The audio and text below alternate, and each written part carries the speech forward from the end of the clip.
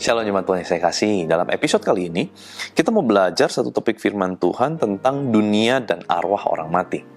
Dunia dan arwah orang mati. Yesaya pasal 8 ayat 19-20.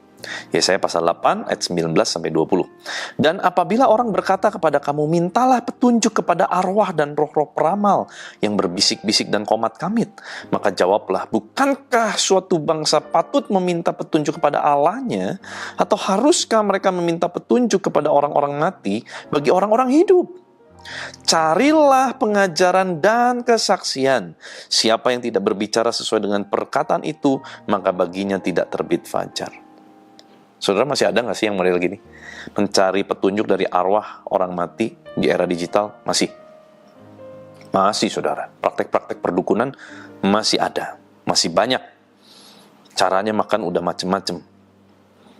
Mungkin sudah nggak lagi datang ke kuburan dan nggak potong ayam hitam lagi, saudara. Ya, tetapi dengan permainan kartu tarot, ya, seolah-olah dibuka itu sesuai dengan diramal nasib, ramal garis tangan tentang masa depan,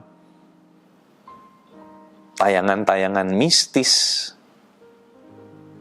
Hati-hati loh saudara, ada yang suka nggak nontonin tayangan-tayangan mistis? Wah, memang menarik karena penasaran, karena tidak ada di dunia orang hidup.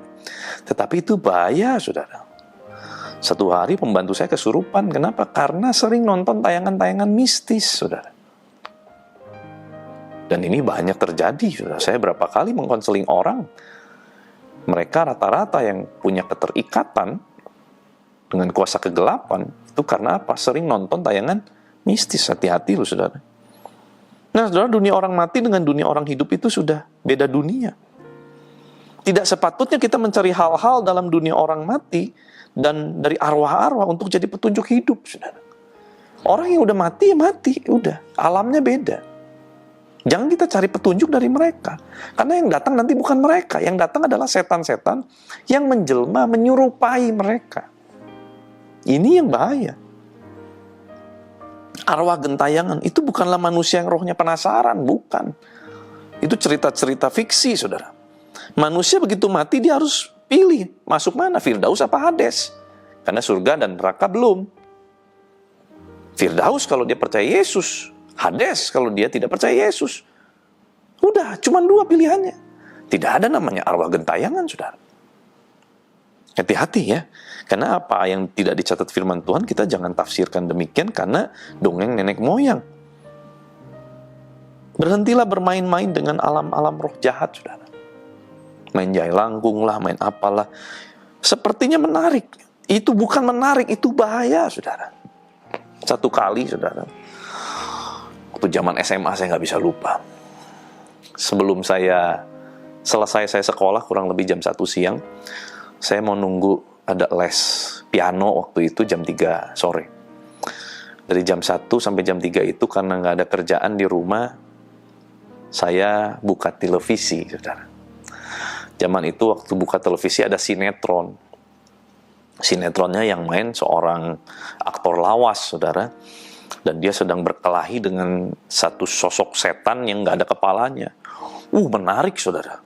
Berkelahi begitu kan, kebayang ya. Ada satu lawannya nggak ada kepalanya, tapi bisa berkelahi gitu. Jadi dilihatin sama saya, saudara. Selesai itu, masih 1:30. Saya mau tidur sebentar deh, pikir saya. Take a nap lah ya, 20-30 menit. Waktu saya tidur, saya mimpi. Mimpinya apa? Saya didatengin setan, saudara. Waktu didatengin setan, saya tengking dalam nama Yesus, betul saudara ya. Dalam nama Yesus, aku usir kamu. Tahu nggak di mimpi saya itu, setannya sambil pergi, ngeloyor, sambil bilang begini, suruh siapa nontonin gua? Semenjak itu saudara, saya udah nggak pernah mau nonton film horor. Dulunya, saya seneng banget zaman SMP SMA. Kalau perlu tengah malam nontonnya, di tengah ruangan yang digelapin, nonton film horor. Supaya lebih horor. Itu kesukaan saya dulu, saudara. Bahaya, saudara. Kita harus ngerti ini. Jangan kita buka celah. Kalau kita buka celah, celaka. Iblis pasti masuk, saudara.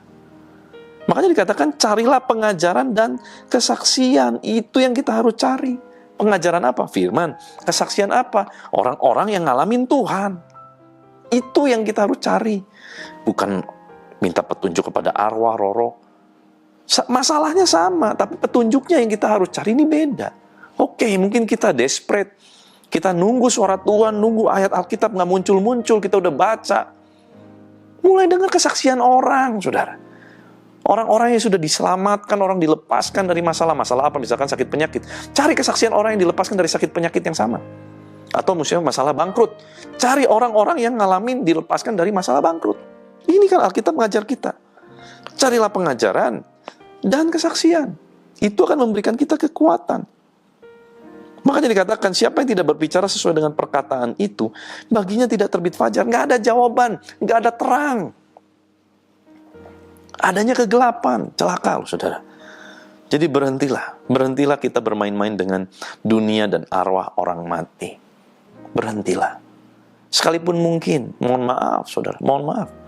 Masih banyak mungkin adat istiadat yang mengharuskan seseorang menyembah arwah nenek moyang. Ini bahaya sekali saudara. Bahaya sekali. Tapi kalau saya nggak menyembah, nggak menghormati orang tua. Menghormati orang tua itu waktu mereka masih hidup. Menghormati orang tua yang sudah meninggal. Bagaimana kita bisa memberikan penghormatan? Mereka sudah meninggal, sudah beda alam, saudara. Mohon maaf, saya tidak bermaksud menyinggung budaya apapun. Saya menghormati semua budaya yang ada. Tetapi firman mengajar kita, dunia dan arwah orang mati itu berbeda. Jangan kita campur adukan. Menyembah hanya kepada Tuhan. Waktu kita menyembah bukan kepada Tuhan, itu berhala. Menyembah hanya kepada Tuhan saja. Hanya Tuhan yang boleh kita sembah, bukan arwah nenek moyang. Yuk kita berdoa. Tuhan, terima kasih buat firman-Mu. Mengajar kami satu kebenaran firman Tuhan. Kami harus memilih untuk hidup di satu perahu yang tepat, yaitu Yesus sebagai nakoda. Bukan perahu arwah-arwah nenek moyang, dunia-dunia alam, gaib, dan lain sebagainya. Enggak, Tuhan. Kami memilih untuk ikut Tuhan sungguh-sungguh. Kami mau berjalan di dalam rencana Tuhan sungguh-sungguh. Kami nggak mau pegang jimat, kami nggak mau pegang hal-hal yang mistis, yang tahayul. Kami nggak mau itu semua, Tuhan. Kami mau bereskan. Kami mau pegang firman. Kami mau pegang pengajaran yang benar. Kami mau pegang kesaksian-kesaksian dari orang yang sudah dimenangkan mengalami Tuhan. Tuhan, terima kasih buat pengajaran-Mu. Engkau baik. Engkau mau supaya kami kembali kepada track yang tepat. Tuhan, berkati anak-anak-Mu sepanjang hari ini. Apapun Tuhan yang mereka kerjakan, Tuhan jadikan mereka berhasil.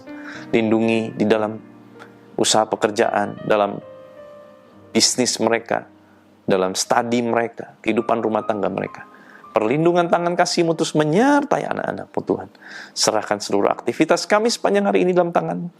Biar kuasa kehidupan dan kuasa kebangkitan Kristus mengalir memerintah atas kami. Haleluya. Sama-sama kita katakan.